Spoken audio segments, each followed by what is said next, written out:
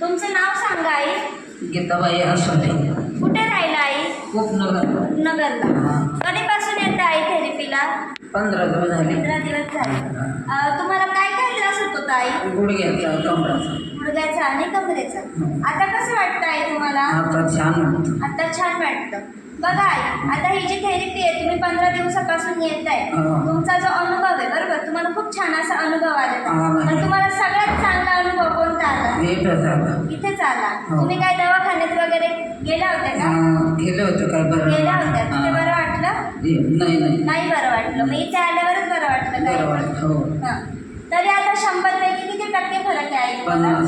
50% फरक आहे. खूप छान आहे. तुम्हाला 100 पैकी 50% फरक पडलेला आहे. बघा आई, आता तुम्ही तिथून इथपर्यंत चालत आल्या बरोबर? आधी तुम्ही अशा चालत होत्या का? नाही, काठीवर होते. आता काठी नाही. काठीवर होत्या, आता काठी नाही आहे तुमची. काठी कशामुळे सुटली आई तुमची? इथं आल्यापासून. इथं आल्यापासून काय सुटलं? काठी सुटली. म्हणजे तुम्ही एकटेच आल्याला म्हणजे बघा किती छान फरक पडलाय आई. छान पडला. तुम्ही समाधानी आहे का आई? समाधानी. समाधानी आहे. इथे बसलेले जे आई बाबा आहे त्यांना तुम्ही काय सांगाल आई? समाधानी येत. समाधानी. आणि थेरपी कशी आहे? छान आहे. खूप छान आहे. तुम्हाला खूप छान फरक पडला.